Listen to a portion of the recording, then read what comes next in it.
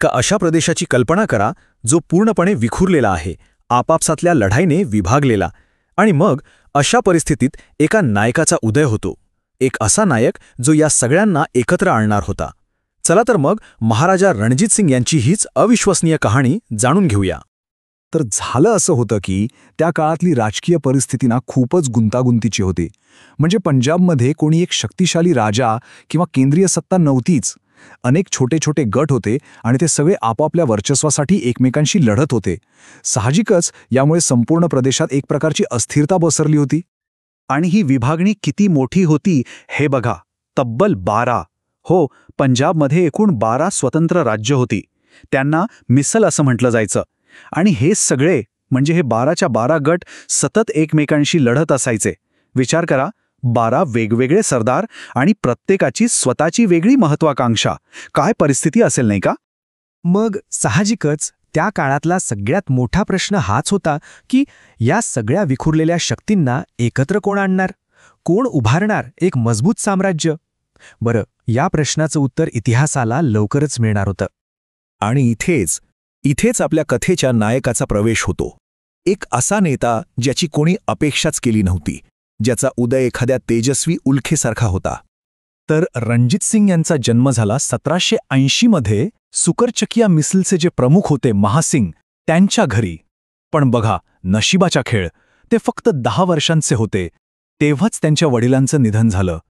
आणि विचार करा, अवघ्या 10 वर्षांच्या मुलावर त्या संपूर्ण मिसलची म्हणजे त्या राज्याची जबाबदारी आली. म्हणतात ना, कधी कधी संकटच संधी घेऊन येतं. रणजित सिंग यांच्या बाबतीत अगदी तसंच काहीसं घडलं. झालं असं की काबूलचा शासक होता जमान शाह, त्याने पंजाबवर आक्रमण केलं आणि याच घटनेमुळे रणजित सिंग यांच्या नशिबाला एक जबरदस्त अनपेक्षित कलाटणी मिळाली.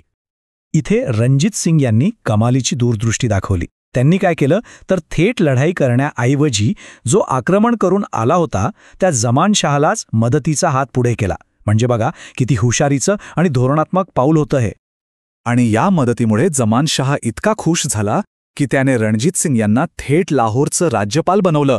इतकंच नाही तर राजा ही पदवी सुद्धा दिली. आणि सगळ्यात आश्चर्याची गोष्ट म्हणजे हे सगळं घडलं तेव्हा त्यांचं वय होतं फक्त 19 वर्ष. विचार करा, त्या काळात या वयात एवढी मोठी सत्ता मिळवणं ही खरंच एक अभूतपूर्व गोष्ट होती. बरं, आता राज्यपालापर्यंत तर पोहोचले, पण इथून पुढे महाराजापर्यंतचा त्यांचा प्रवास कसा होता? चला तो पाहूया. हा त्यांच्या आयुष्यातला दुसरा आणि कदाचित सगळ्यात महत्त्वाचा टप्पा होता, एका एकसंध शीख साम्राज्याची उभारणी. पण पुढे जाण्याआधी एक गोष्ट स्पष्ट करूया. आपण मिसल हा शब्द वापरतोय, त्याचा अर्थ काय? तर मिसल म्हणजे दुसरं तिसरं काही नाही, तर त्या काळात पंजाबमध्ये जी 12 स्वतंत्र शीख राज्य होती त्यापैकी एक.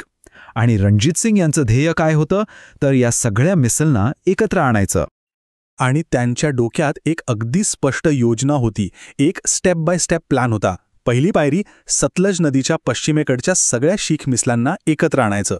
दुसरी पायरी या सगळ्यांना मिळून एका एकसंध शीख साम्राज्याची स्थापना करायची. आणि तिसरी शेवटची पायरी योग्य लोकांशी मैत्री करून आपल्या राज्याच्या सीमा सुरक्षित करायच्या. एकदम क्लिअर कट प्लॅन. पण याच काळात भारतात आणखी एक मोठी ताकद वाढत होती आणि ती म्हणजे ब्रिटिश.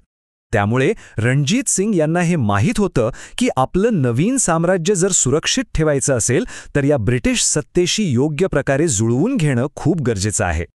आणि त्यांनी बरोबर तेच केलं. 1809 साली त्यांनी ब्रिटिशांसोबत एक महत्त्वाचा करार केला जो अमृतसरचा तह म्हणून ओळखला जातो. या करारामुळे झालं काय की मैत्री तर झालीच, पण सगळ्यात महत्त्वाचं म्हणजे त्यांच्या राज्याची जी दक्षिणेकडची सीमा होती ती पूर्णपणे सुरक्षित झाली. तर ही झाली मुत्सद्देगिरीची गोष्ट.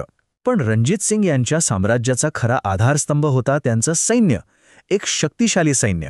चला आता त्यांच्या या लष्करी ताकदीबद्दल थोडं जाणून घेऊया.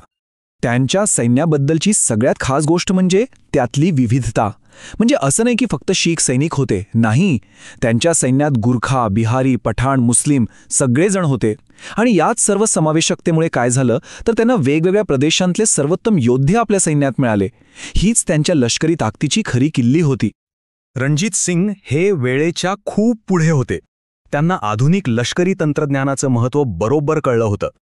म्हणूनच त्यांनी आपल्या सैन्याला युरोपियन पद्धतीचं प्रशिक्षण दिलं. इतकंच काय, लाहोरमध्ये चक्क एक अत्याधुनिक तोफांचा कारखाना सुरू केला. आणि या सगळ्या आधुनिकीकरणामुळे त्यांचं सैन्य त्या काळातल्या भारतीय उपखंडातल्या सर्वात प्रभावी सैन्यांपैकी एक बनलं. आणि याचा परिणाम काय झाला तर त्यांचं सैन्य त्या काळातल्या सर्वश्रेष्ठ सैन्यांपैकी एक म्हणून ओळखलं जाऊ लागलं. ही त्यांच्या दूरदृष्टीची आणि मेहनतीची पावती होती. बरं, लष्करी सामर्थ्य तर होतंच, पण त्यांच्या शासनाची आणखी एक ओळख होती जी खूपच खास होती, आणि ती म्हणजे त्यांची धर्मनिरपेक्ष आणि प्रगतिशील विचारसरणी. रणजित सिंग हे स्वतः निधर्मी वृत्तीचे होते, म्हणजे ते हिंदू आणि मुस्लिम संतांचा अगदी सारखाच आदर करायचे. आणि याचा परिणाम काय झाला तर त्यांच्या राज्यात सगळ्या धर्माच्या लोकांना आपापली प्रार्थनास्थळं, आपली उपासना केंद्र बांधण्याचं पूर्ण स्वातंत्र्य होतं. विचार करा, 19व्या शतकातल्या भारतात असं धोरण ठेवणं हे खरंच किती क्रांतिकारक पाऊल असेल. तर आता आपण त्यांच्या कारकिर्दीच्या जवळजवळ शेवटच्या टप्प्यात आलो आहोत.